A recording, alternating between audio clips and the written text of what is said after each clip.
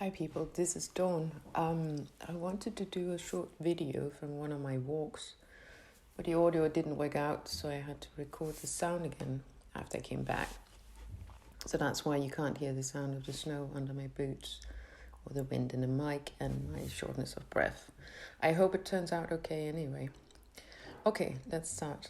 I want to talk about a part of the grieving process which recently dawned upon me.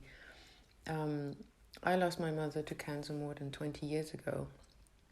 She was diagnosed with breast cancer. That's how it started when I was around 15.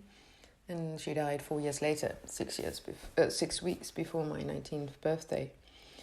But her illness and death, along with how people reacted or didn't react, especially after she died, became very defining for my life up until recently. And I want to dive into a small aspect of that process or that story today. So for many years after my mother's death, I struggled a lot with what you can call the more heavy aspects I had subconsciously inherited, but also consciously adopted from my mother's way of looking at things, the way she saw problems and how she related to other people and so on.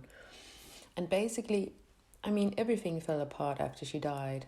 And in short, you can say that I tried to do what she used to do in the family as a way of trying to keep things together. I guess I thought that if I did what she did and how she did it, the balance would be restored and things would start to work out again. But yeah, that's just not how things work. And that took me a long time to realize. So I just pushed on, and the more difficult, twisted into a knot things became, the harder I tried and the harder I pushed. That also meant that I ended up fortifying and enhancing her approach to things and made it an even stronger part of me and the way I was living in general. And the things I'm talking about are things like considering others' needs before your own, putting others first, not being able to feel and assert your own boundaries, which mean that you are repeatedly being run over by other people. And as a key aspect of all that, being overly responsible for others. Consideration for others and being responsible are usually good and important things to possess. But when it becomes exaggerated and grows out of proportions, it becomes very unhealthy and actually quite self-destructive or self-limiting. However, when I look back now, I can see that I was simultaneously using and leaning on healthier and sounder things, which my mother had also directly and indirectly taught me, but it was in a minor way and to a lesser degree. And she had taught us that it was important to talk about things, to talk about your feelings, and generally that emotions should be taken seriously and listened to. So generally, she was always very calm and grounded when we talked about serious things, which also showed us that these aspects of life were okay and natural and not something to be avoided. So she taught us to take the difficult conversation, to try to listen to yourself and things like that. And in that sense, my mother's way of doing things was fundamental in my decision to seek professional help and counseling to deal with her death and the troubles I was facing in my family after her passing and how to move on.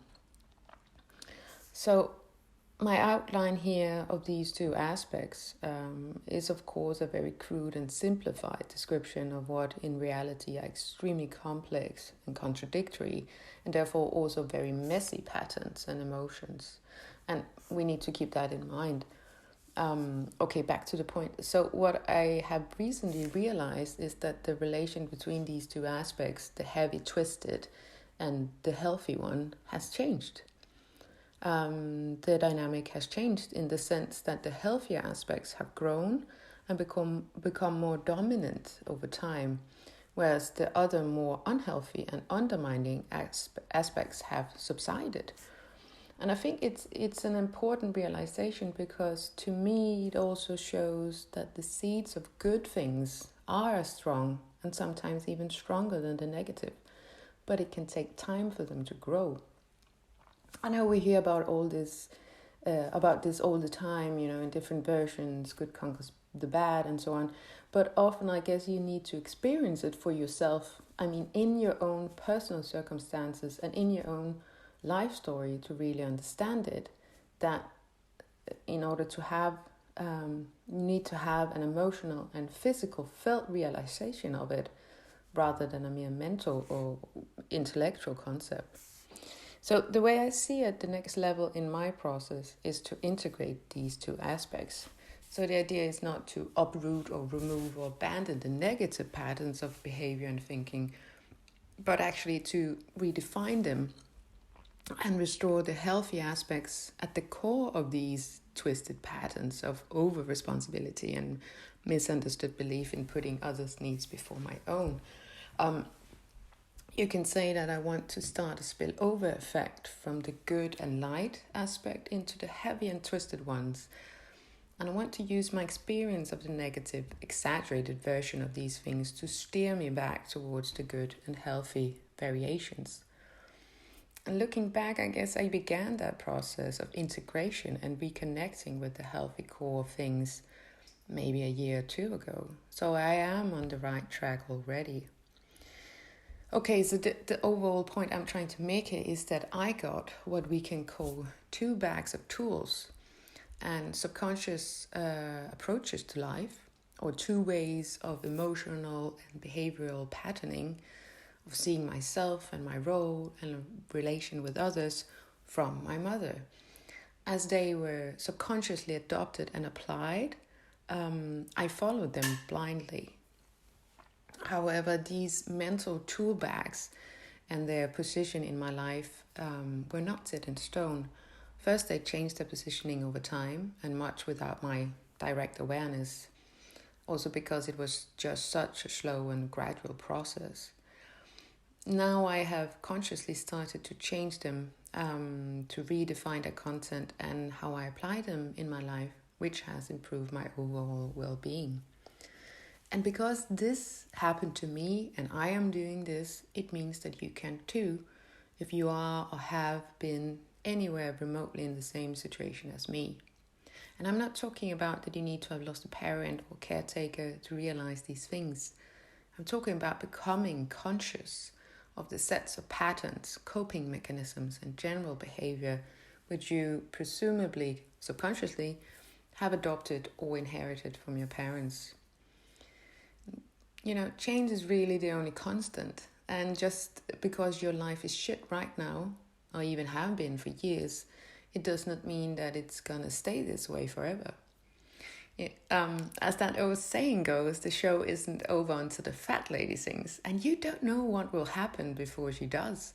So hang in there, get yourself all the help you need, and start working on yourself. Restore all the goodness you carry around underneath the mud and dirt of negative beliefs, unhelpful patterning, and coping mechanisms. I don't know if what I have said in this video has made any sense to you at all, but if it has, I hope this is what you take with you, and I hope it can give you some sort of shortcut through your process, that you realize that you have things to work with and to look at your situation differently, with hope, starting to turn things around for you to the better and speeding up your process. Remember, you are responsible for your own life, and that is not a burden. That is in fact an enormous freedom and an enormous empowerment. Okay, a final note before I let you go.